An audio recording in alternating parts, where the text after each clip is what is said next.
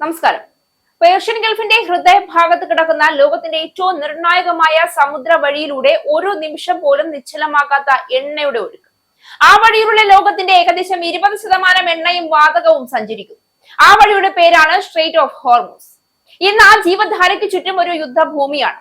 അമേരിക്കയും ഇസ്രയേലും ഇറാനുമായി ഏറ്റുമുട്ടുന്ന പശ്ചാത്തലത്തിൽ ഈ സമുദ്രപാത ഒരിക്കൽ പൂർണ്ണമായും അടച്ചുപൂട്ടപ്പെട്ടതായി ലോകം കണ്ടു. എണ്ണവില കുത്തനെ ഉയർന്നു. കപ്പൽ ഗതാഗതം താറുമാറായി. ആഗോള സമ്പദ് വ്യവസ്ഥ ആശങ്കയുടെ അതിരുകളിലെത്തി. എന്നാൽ ഇപ്പോൾ ആ അതീവ നിർണായകമായ പാതയെക്കുറിച്ച് ഇറാനിൽ നിന്ന് വന്ന പുതിയ പ്രഖ്യാപനം ലോകത്തിന്റെ ശ്രദ്ധ വീണ്ടും ഇവിടെ കേന്ദ്രീകരിപ്പിക്കുകയാണ്. സ്ട്രെയിറ്റ് ഓഫ് ഹോർമൂസ് പൂർണ്ണമായി തുറന്നിട്ടില്ല, പക്ഷേ പൂർണ്ണമായി അടച്ചിട്ടുമില്ല. സൗഹൃദ രാജ്യങ്ങൾക്കായി ഈ പാത തുറന്നിരിക്കുന്നുവെന്ന് ഇറാൻ വ്യക്തമാക്കുകയാണ്. India, China, Russia, Pakistan, Iraq ഇവർക്കാണ് കടന്നു പോകാനുള്ള അനുമതി. എന്നാൽ വൈരികളായ രാജ്യങ്ങൾക്ക് ഇവിടെ പ്രവേശനമില്ല. ഇതൊരു സമുദ്രപാതയുടെ തുറക്കൽ മാത്രമല്ല, ഒരു പുതിയ ജിയോ പൊളിറ്റിക്കൽ രേഖ വരയ്ക്കൽ. ഇത് ഇന്ത്യക്കായി എന്താണ് അർത്ഥമാക്കുന്നത്? ഇന്ത്യയുടെ ഊർജ്ജ സുരക്ഷയുടെ വലിയൊരു ഭാഗം ഈ പാതയെ ആശ്രയിച്ചിരിക്കുന്നു. ഹോർമൂസ് തടസ്സപ്പെട്ടപ്പോൾ ഇന്ത്യയുടെ LPG ഇറക്കുമതി പോലും പകുതിയായി കുറഞ്ഞു എന്നതാണ് റിപ്പോർട്ടുകൾ സൂചിപ്പിക്കുന്നത്. അതായത് ഇത് വെറും അന്താരാഷ്ട്ര വാർത്തയല്ല, നമ്മുടെ വീടുകളിൽ ഉപയോഗിക്കുന്ന ഗ്യാസ് സിലിണ്ടറിനും പെട്രോൾ പമ്പിലെ വിലയ്ക്കും നേരിട്ട് ബാധിക്കുന്ന ഒരു ദുരന്തമായി മാറിക്കഴിഞ്ഞിരുന്നു.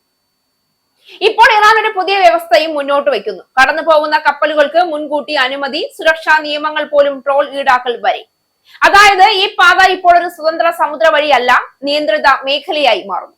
ഇതൊരു സൈനിക നീക്കമാണോ, സാമ്പത്തിക സമ്മർദ്ദമാണോ, അല്ലെങ്കിൽ ശക്തമായ ഒരു രാഷ്ട്രീയ സന്ദേശമാണോ? ലോകത്തിന്റെ ഊർജ്ജ രക്തധാരയെ നിയന്ത്രിക്കാൻ കഴിയുന്ന സ്ഥാനം ഇറാൻ തെളിയിക്കുമ്പോൾ അമേരിക്കയും കൂട്ടാളികളും എങ്ങനെ പ്രതികരിക്കും? ചോദ്യങ്ങൾ അനവധിയാണ്. ഇന്ത്യ ഒരു സൗഹൃദ രാജ്യം എന്ന നിലയിൽ ഈ അവസരം എങ്ങനെ ഉപയോഗിക്കുമെന്നതാണ് ഇന്ത്യയിലെ ജനങ്ങൾക്ക് അറിയേണ്ടത്. ഈ ചോദ്യത്തിന് ചുറ്റും നിന്ന് പലപ്പോഴായി പല ശബ്ദങ്ങളും ഉയർന്നു. എന്നാൽ ലോകം മുഴുവൻ നിശ്ചലമായി നിന്ന സമയത്തും ഹോർമൂസ് വഴി എണ്ണ ഇറക്കുമതി ചെയ്ത ഇന്ത്യ ലോകത്തിനു തന്നെ അത്ഭുതമായി മാറിയിരുന്നു.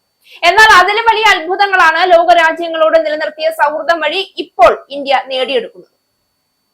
ഇന്ത്യ അടക്കമുള്ള സുഹൃത്ത് രാജ്യങ്ങൾക്കായി ഹോർമൂസ് കടലിടുക്ക് തുറക്കുന്നതായി ഇറാൻ വിദേശകാര്യ മന്ത്രി അബ്ബാസ് അരാക്ചിയാണ് വെളിപ്പെടുത്തിയത്. India, Russia, China, Pakistan, Iraq എന്നീ രാജ്യങ്ങൾക്ക് ഹോർമൂസ് കടലിടുക്ക് വഴി ചരക്കു നീക്കം നടത്താമെന്ന് ഇറാൻ വിദേശകാര്യ മന്ത്രിയെ ഉദ്ധരിച്ച് മുംബൈയിലെ കോൺസുലേറ്റ് ജനറൽ ഓഫ് ഇറാൻ എക്സിൽ കുറിച്ചു. ഹോർമൂസ് കടലിടുക്ക് അടച്ചിടരുതെന്നും എല്ലാ രാജ്യങ്ങൾക്കും ചരക്കു നീക്കത്തിനുള്ള അവസരം ഒരുക്കണമെന്നും UN secretary general Antonio Guterres ആവശ്യപ്പെട്ടിരുന്നു.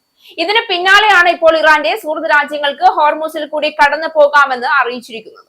ഇസ്രയേൽ അടക്കമുള്ള രാജ്യങ്ങളുടെ കപ്പലുകൾക്ക് നേരത്തെ ഇറാൻ മുന്നറിയിപ്പ് നൽകിയിരുന്നു. അതേസമയം യുദ്ധം അവസാനിപ്പിക്കാൻ US മുന്നോട്ട് വെച്ച 15 പദ്ധതി ഇറാൻ സർക്കാർ ബുധനാഴ്ച തള്ളി. പകരം ഹോർമൂസ് കടലിടുക്കിനുമേൽ ഇറാന്റെ പരമാധികാരം അംഗീകരിക്കുക എന്നതുൾപ്പെടെ 5 നിബന്ധനകൾ മുന്നോട്ട് വെച്ചുവെന്ന് ഇറാന്റെ ഔദ്യോഗിക മാധ്യമമായ പ്രസ് TV റിപ്പോർട്ട് ചെയ്തു. US ഇത് അംഗീകരിച്ചാൽ യുദ്ധം അവസാനിപ്പിക്കാം എന്നും അറിയിച്ചു. അതേസമയം USന്റെ പദ്ധതി ഇറാൻ ഒറ്റയടിക്ക് തള്ളിക്കളഞ്ഞിട്ടില്ല എന്നും അവലോകനം ചെയ്യുകയാണെന്നും റോയിറ്റേഴ്സ് വാർത്താ ഏജൻസി പറഞ്ഞു.